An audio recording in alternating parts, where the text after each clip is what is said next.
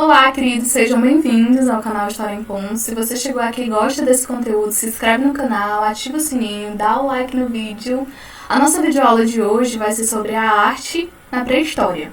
Vai ser um prazer gravar essa videoaula, primeiramente dizendo, porque eu amo a história da arte. Eu acho que a arte é uma fonte brilhante, né? É essencial para a construção da história.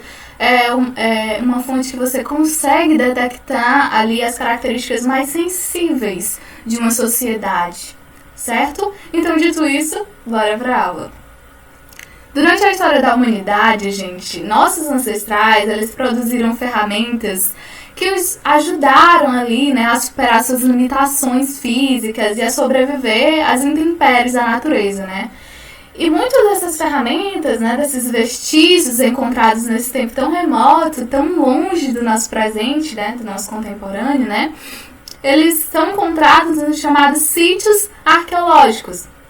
A gente já falou sobre os sítios arqueológicos na nossa videoaula sobre pré-história geral, sobre pré-história do Brasil, né? Sobre esses sítios arqueológicos, certo? Que seriam, né?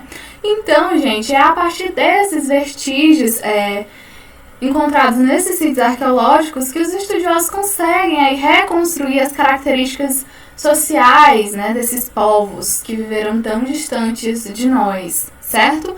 Professora, mas onde entra a história nessa arte, né? Bom, gente, Joe Huskey, esse carinha que vocês estão vendo aí, ele é um famoso crítico de arte inglês. E ele tem uma frase brilhante, né, que eu coloquei aí pra vocês, onde ele fala o seguinte: as grandes nações escrevem sua biografia em 3 volumes. O livro de suas ações, o livro de suas palavras e o livro de sua arte. Nenhum desses 3 livros pode ser compreendido sem que se tenha lido os outros 2. Mas desses 3, o único que se pode confiar é o último. Gente, a arte, e principalmente a arte rupestre, né, pode conter ali informações com as características, né, cotidianas de um povo, né, como esses povos se organizavam socialmente, né. Mas para além disso, gente, também a gente consegue, através da análise das artes, né, integrar os sentimentos desses povos, né. É aquelas características sensíveis que eu falei para vocês, que são muito encontradas nas obras artísticas, né. São características ali de como aquela sociedade se comportava, por exemplo, do que aquela sociedade tinha medo, né? Quais eram os medos daquela sociedade, né? Como aquela sociedade encarava o amor, né? Quais eram as características ali do amor naquela sociedade, da beleza também, né? O que era belo para aquele povo, né? Qual era o conceito da beleza, certo? Então, gente, eu acho a arte uma fonte histórica fantástica. Eu sou até uma pessoa assim que nem pode falar sobre isso, porque eu amo tanto a história da arte, mas eu gosto de estudar a história da arte porque eu tenho ali aquela noção de que é essencial, né, pra gente capturar os sentimentos de uma sociedade, né? Sentimentos que eu já falei pra vocês, né? O amor, a beleza, o ódio, certo medo. São coisas que a gente, às vezes, só consegue encontrar nas produções artísticas, né? Nos poemas, nos livros, nas pinturas, certo? Então, enfim, história da arte é fantástico, certo? Acho que vocês já perceberam que eu amo, ok? Mas vamos falar sobre a pré-história da arte, então, né? É uma área de estudo essencial para a construção da pré-história, né? Porque esses nossos ancestrais, eles não deixaram ali uma escrita propriamente dita. Então, a análise de vestígios como pintura rupestre, esculturas, cerâmica, né? E quando a gente fala de pinturas rupestres, principalmente ali nas cavernas da África, da Ásia, na Europa, no continente americano, né? A gente consegue encontrar essas pinturas rupestres, né? Então, de acordo com as divisões do período pré-histórico que a gente especificou direitinho no vídeo que eu postei sobre pré-história geral, né, que seria o período paleolítico, neolítico, idade dos metais, nós vamos analisar a produção artística dos nossos ancestrais. Olha que fantástico, né? Vamos lá, então.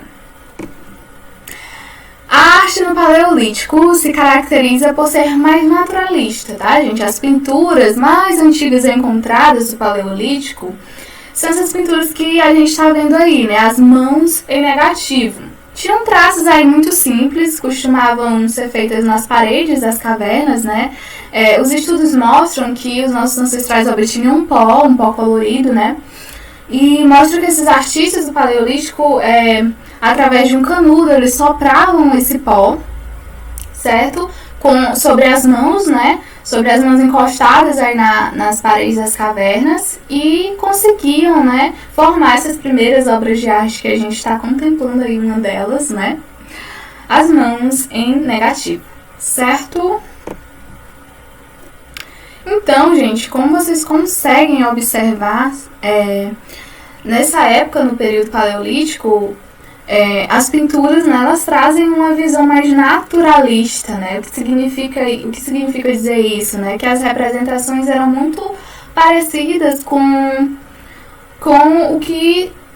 as imagens que eram vistas, né, por esses artistas, pelos nossos ancestrais, né?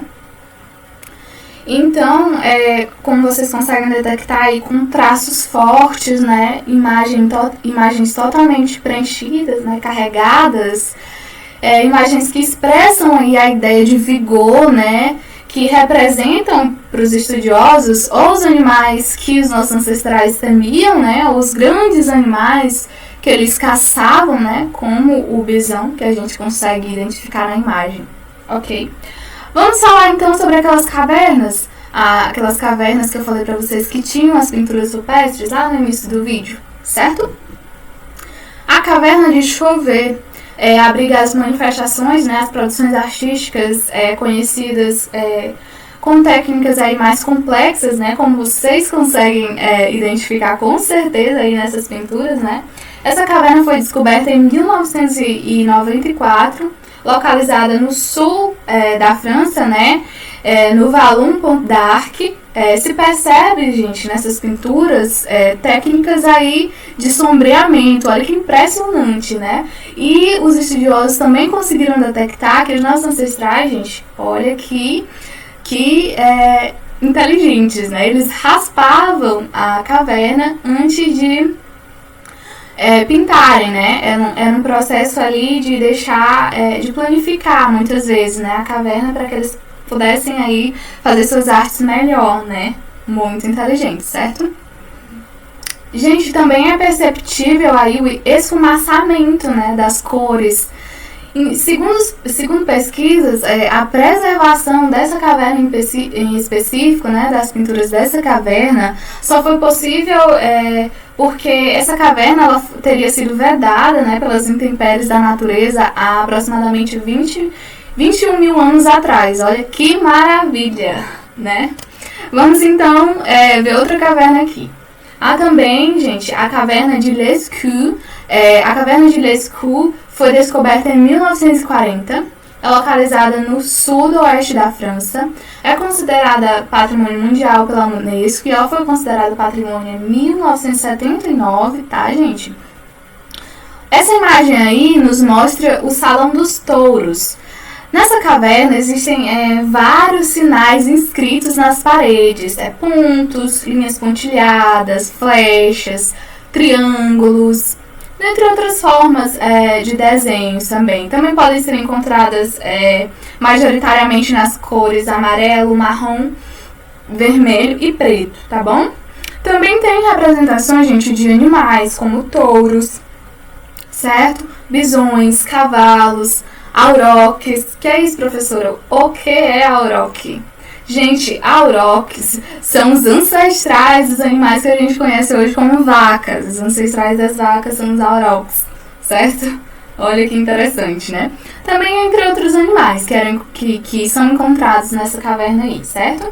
Alguns estudiosos, gente, acreditam que as pinturas dos animais, né, estavam associadas ali a rituais e cerimônias, né, onde esses artistas, né, acreditavam ali quando estavam desenhando os animais, se movimentando, que estavam ali capturando a alma desses animais. E isso facilitaria de alguma forma ali na caçada, né? é uma hipótese interessante de interpretação dessas imagens que eu quis trazer aqui para vocês. Ok? Vamos falar agora, gente, sobre a gruta, a famosa gruta de Altamira. Ela é localizada na Cantábria, na região norte da Espanha. Essa região também é chamada de Cornija Cantábrica. Nessa região, aliás, tem outras cavernas com arte rupestre. Eu trouxe a gruta de Altamira para vocês, certo? E essa caverna foi descoberta em 1868. Os desenhos aí costumam representar bisontes, cervos, javalis, cavalos, dentre outros, né? Majoritariamente aí animais, certo? E as características, né, com tintas ocres naturais, da cor vermelha e também com contorno aí preto, né, a característica dessa gruta, certo? Nesse período, gente, também foram produzidas esculturas, certo? Essas esculturas, na sua maioria, são de figuras aí femininas, né? E entre elas está aí a famosa, o quê? Vocês já sabem, né? Vênus de Willendorf, também chamada de Mulher de Willendorf, porque alguns estudiosos, eles não se sentem confortáveis, né, com o termo Vênus, por conta da associação cultural com a deusa Vênus, né? E aí cria um estereótipo de beleza que não cabe, né, gente? Cá entre nós não cabe nessa escultura, né? E é por isso que eu gosto de usar mais Mulher de Willendorf, né? Pra gente capturar aí a essência, né, da beleza desse povo, não associando com nenhuma outra cultura, certo? Fica a dica aí, né? E essa estatueta, gente, mede 11,1 centímetros de altura, pequenininha, né? Ela não tem pés, como vocês conseguem observar. É por isso que os estudiosos acreditam que ela tenha sido feita para ser carregada, né, pelos nômades, carregada à mão, né? Acredito que ela pode ter sido um talismã que protegiam ali nossos ancestrais durante a caça, né? Protegiam dos animais, né? Certo? É uma visão interessantíssima, né? O Willendorf, gente, foi achado no século XX, na Austrália, perto do rio Danúbio, né, o segundo rio maior da Europa, certo? E essa estátua passa aí também, se a gente observar um pouquinho, a ideia de fecundidade, né? Há, gente, uma outra interpretação sobre o significado, né, da Mulher de Willendorf, né, que é uma hipótese um pouco discutida, que seria que ela estaria ligada ali à questão da Mãe Terra, né? Mas é uma hipótese interessantíssima e que eu também quis trazer aqui para vocês de interpretação, certo? Vamos falar um pouquinho sobre a arte no Neolítico, né? No Neolítico, gente, a arte, como vocês já perceberam, tenho certeza, certo? A arte, ela ganha características novas, né? Mais simples, com traços aí geométricos, né? Figuras que sugerem os seres, né?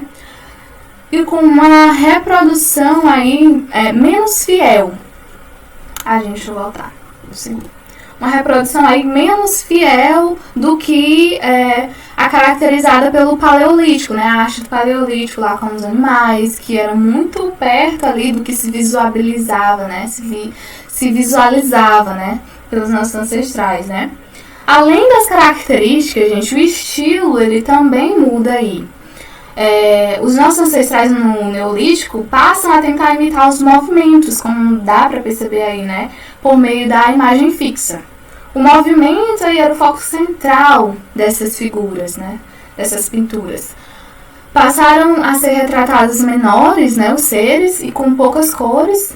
Pintavam muitas vezes o coletivo, né, com traços e linhas muito simples. Agora sim, o próximo slide.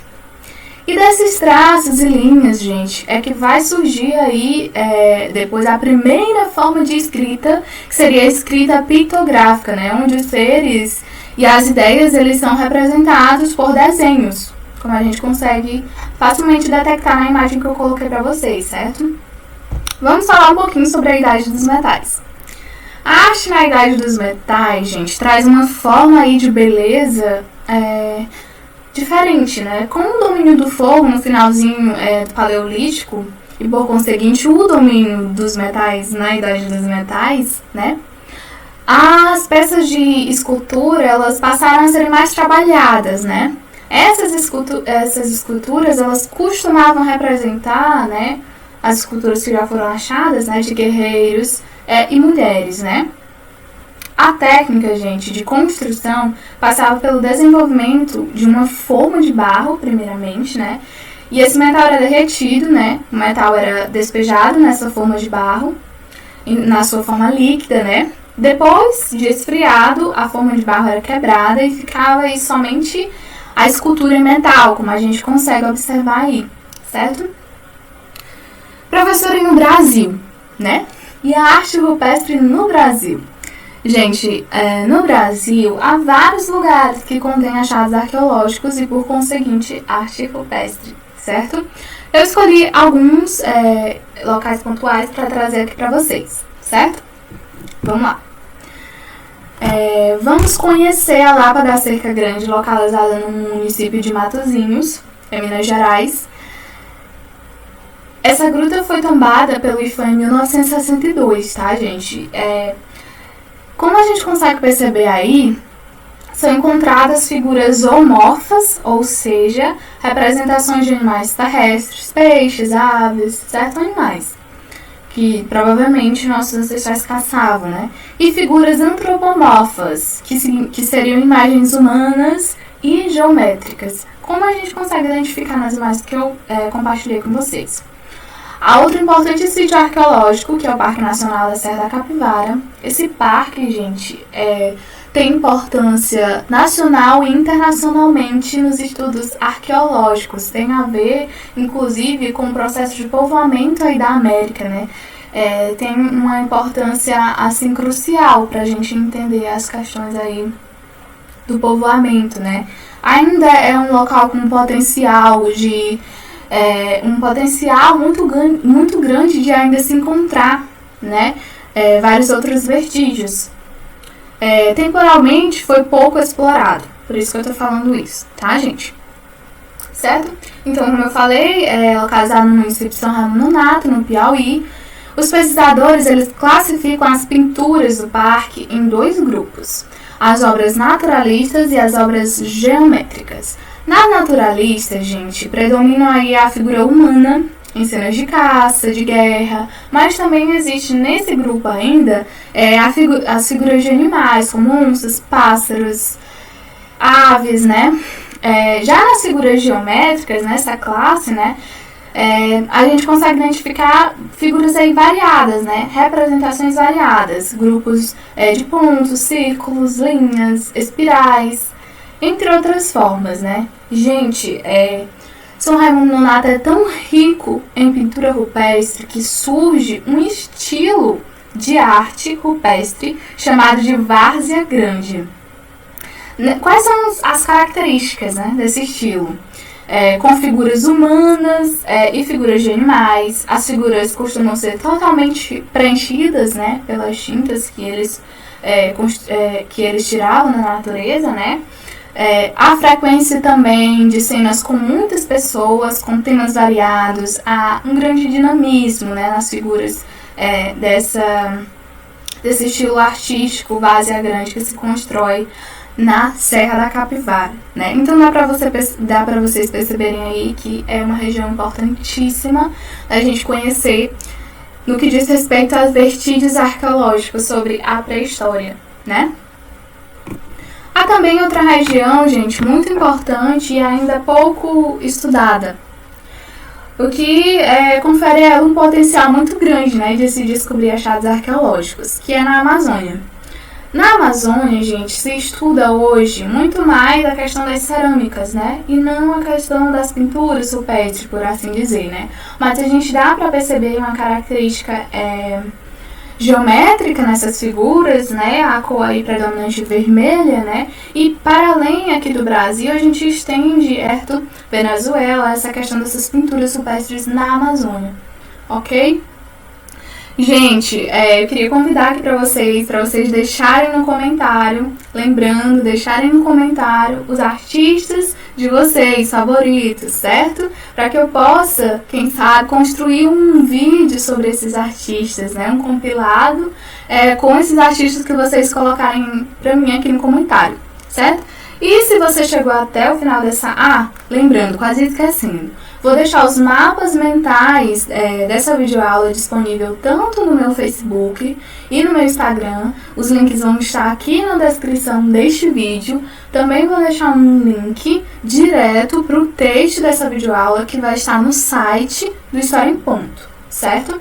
Se você chegou até o final dessa aula, gostou desse conteúdo, deixa logo o like no vídeo, certo? Se inscreve no canal e ativa o sininho. No mais, se cuidem, certo? Abraço e até a próxima aula.